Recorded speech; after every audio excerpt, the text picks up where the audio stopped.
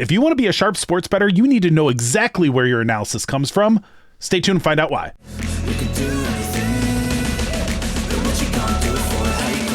Welcome to Data-Driven Sports Betting. I'm A-Train Bets, and I use my brain to make bets. In this video, we're going to be looking at why it's so important to have full transparency over how we're calculating our no-vig odds or our fair odds as we make calculations for top-down betting or positive EV betting. Now, if that's a lot of words that you didn't understand, we have videos that will explain all of that stuff. But in this video, we want to dive a little bit deeper into how you use sportsbook weightings to determine what the true odds are. So let me get into this from an example perspective, okay? In A-Train Station, we have this screen. And this screen is where we can set our sharp sportsbook weightings. And so what we mean by this is we know that some sportsbooks are better than others when it comes to their odds reflecting truth. Now, keep in mind, sportsbooks are not in the business of reflecting truth.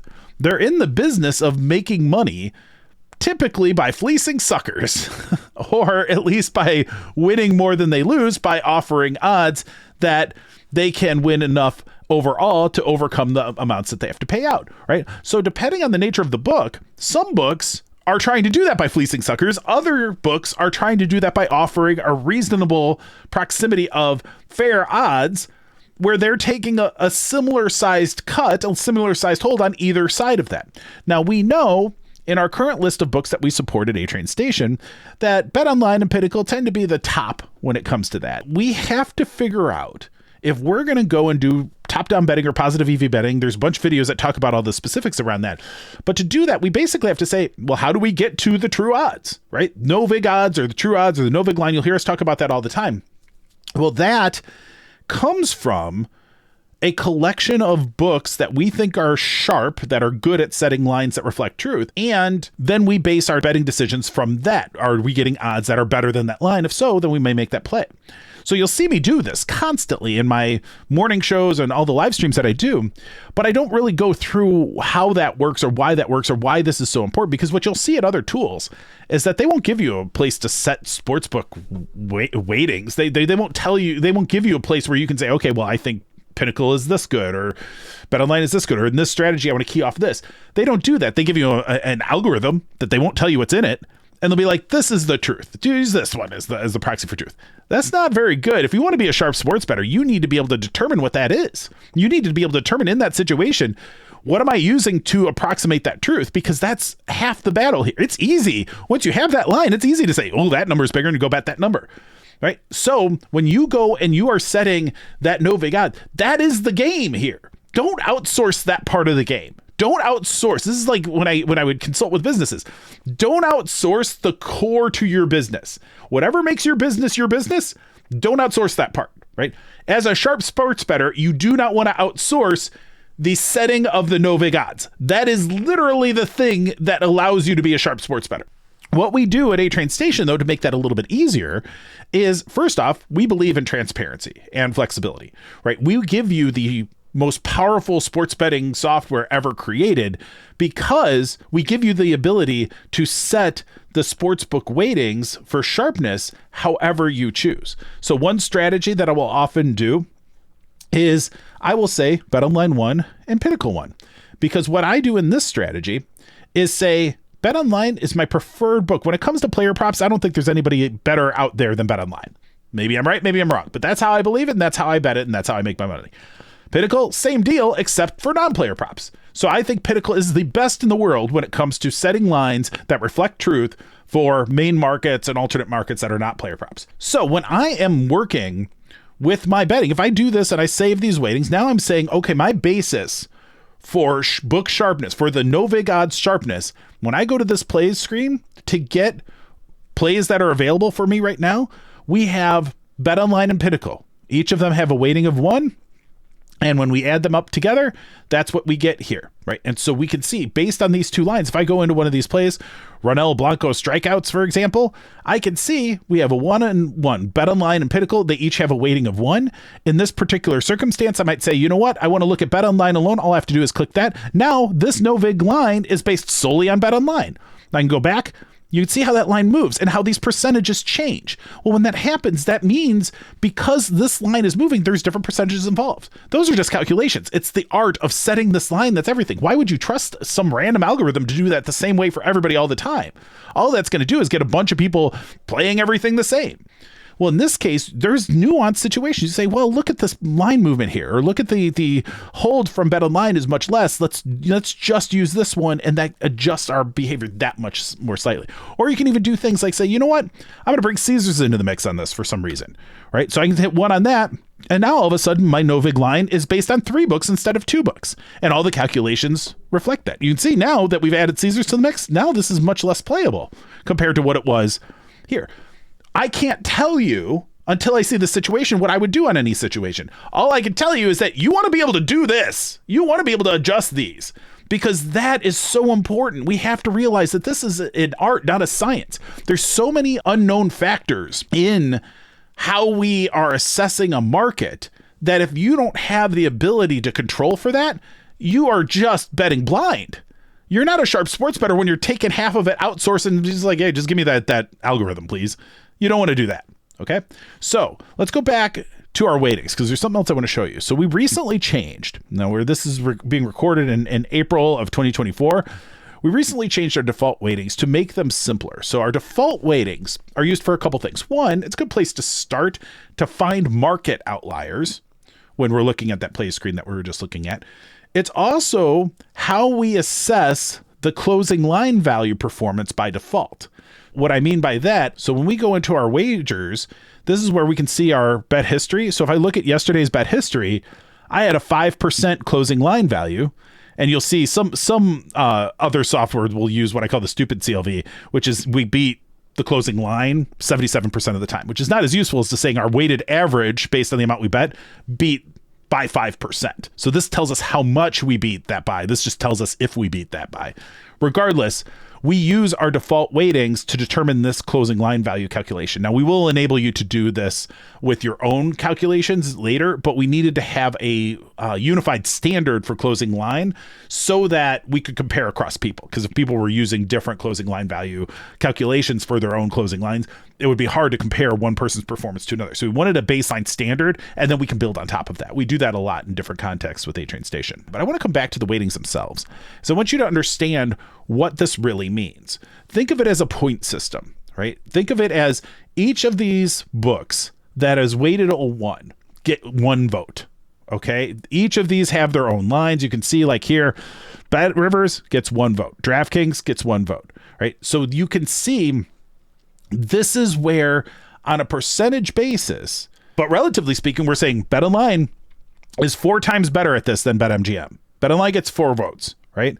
Pinnacle gets 5 votes. Caesars gets 2 votes. Most of these others get 1 vote. Some get 0 votes, mostly because they're either duplicates, so the source of them is being shared with somebody else, and so we have 1 that we use, or there's something known about the nature of that book that has us not want to count their lines at all. But for the most part, it's a 1 unless we want to ramp it up even more. But even Caesars, we're like, you know what? Caesars pretty good at setting lines compared to most. We'll give them a 2, right? For example. So when we look at their relative perspective, that's what we're talking about when we say, okay, as a default, when we go to market weightings like this, these default weightings, this is where we're going to see a bunch of different odds that we can then compare. So I'm looking right now, I'm just kind of eyeballing for one that has a fair number. So here we're going to go, this has a total of 18. So you add all this up, that's 18, which you could see is what this number here represents. If you're curious too, the green is Pinnacle, the blue outline is Bet Online. So we just note those so you know, hey, there's at least one of the 2 sharpest books has a line. In this case, both of them have lines. And what you could say, and like what I would often do here is I would say, well, you know, there's a lot of market consolidation here. It's a pretty consistent market, but I really like Bet Online to give me the read on these things. If I click on Bet Online alone, boy, that's not even a positive EV play anymore. But if I say, well, you know what, Pinnacle is really representative of the rest of the market, and Bet Online, I suspect because they haven't had any line movement, maybe they just really don't have a read on this at all. If I want to go with just Pinnacle, I could do that and say, okay, well, there's that. Now still looks like a 2% play. That's fine. Or I can come in here and I say, all right, well, these are all the book readings right now. So let's actually go through and say, you know what, let's take Pinnacle, and we're going to make Pinnacle, we're going to leave that at a 5. We're going to take Bet Online. We're going to put that at a 2 because we're a little bit concerned that they don't have any line movement at all. We suspect that they just got here and aren't too confident. Caesars will say, we'll just give them a 1. And with BetMGM, we don't actually want to include them at all. And we're going to remove the rest of these, right? Fine. And again, this isn't what I would actually do necessarily, but it's a way you might want to break down the market. Now you can see by adjusting where you think the book sharpness is, you can see this is barely playable, if at all, right? You could say, all right, well, because we've now brought in Caesars and a wider hold, but their orientation's a little bit different than where Pinnacle is, so they've pulled a little bit to the right. Like, you can see all of this. And that's where the visual tools and how we are ranking things, it all comes into factor in to say, okay, do I want to make this play or not? Because really, the decision that you're making is pretty simple. Do I make the play or not? And if I do, how much? Or how do I want to bring that alongside other bets that I'm making, right? So if you cannot adjust these, if you cannot look at them and say, okay, in the context of this play alone, I want to be able to adjust this stuff. That's what we think is so important at A-Train Station, is that flexibility to understand and mold with the context of the data around it to then be able to quantify, okay, how much do I want to make this bet for? All right, $35. Right. So that is the kind of thing that we are doing to make it so that you can be the sharpest sports bettor possible, and that you have a tool that reflects your sharpness. If you have a read on this, or you saw, this is a scenario where I've identified that Pinnacle is actually not very good at this. Let's take that and say, let's say Pinnacle, okay, let's remove them, or you know what, let's give them a 1 because they're still fairly sharp. But if we take that and give it a 1, now this play is almost worthless, right? So you can see the difference. When this line moves, it changes everything. And so the point of this whole video is to say, don't just let somebody else tell you what this line should be. Your job as a sharp sports bettor is to determine this line. And if you outsource that, you might as well just take touty picks, because then you're no longer part of the decision process here. You need to be able to control for that. And both at a macro sense with your book weightings, as well as with the individual sense on these individual plays. So when you look at these weightings, you could say, we want to adjust this for me. So these are just defaults. You can go in and change these. Say, you know what? I really love Caesars. You make that a 4. Then you run it with those. And that's the power of this whole thing, is that we have a good baseline. You're not going to go too wrong with these defaults, but you have to be open to understanding the whole context around it. And yeah, it's complicated, but to pretend something that's complicated isn't complicated, well, then that just misleads you. Right? The fact is, it is complicated. The fact is, this is the way to do it. And anybody who tells you otherwise is probably not sophisticated enough to help support the complicated nature of sports betting. Right? They want to, have you buy a tool, but that tool can't do what you need it to do. Here with A-Train Station, it can. So with that, that's really what I wanted to cover today. It's really about understanding in these weightings, you need to be able to customize them. You need to understand where they come from. You need to understand how they're all relative to one another. And then you need to use that to your advantage as you identify these kinds of top-down plays. This is also something that's useful too when you're trying to determine based on a read, even if you're doing bottom-up betting, when you're picking your sides first and then you're doing price shopping. Sure, you can get the best price.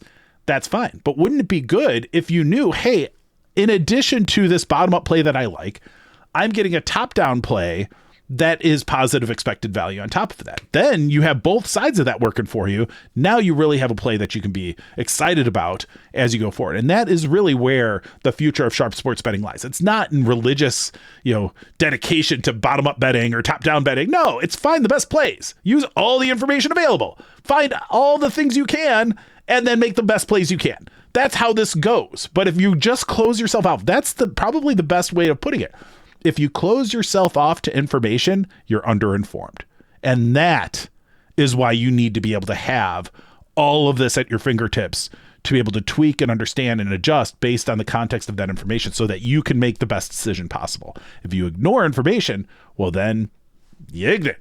If you ignore that information, you're being ignorant. You shouldn't ignore that information, and you shouldn't be okay with software that tells you to ignore certain information. So with that, everybody, thank you for joining me. For now, this train's leaving the station. Until next time, save the units for the pros and do your betting like the pros.